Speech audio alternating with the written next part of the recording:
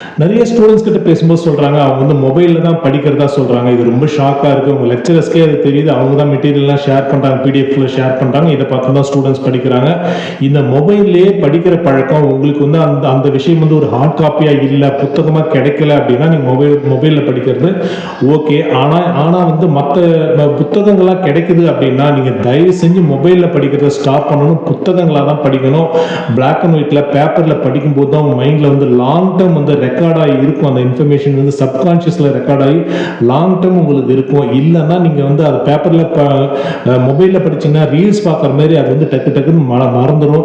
இப்போ இந்த வருஷம் முடிச்ச 25ல முடிச்ச ஜூலைல முடிச்ச பசங்கிட்டே கேள்வி கேட்கும்போது பார்த்தா ஞாபகம் இல்லை அப்படின்றாங்க. ஃபைனல் செமஸ்டர்ல படிச்சதே ஞாபகம் இல்லைன்றாங்க. இதெல்லாம் வந்து சுத்தமா சரியே கிடையாது.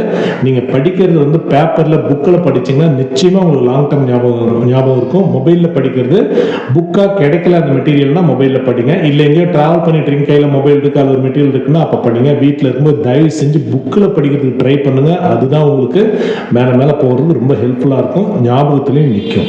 S boss HRD channel.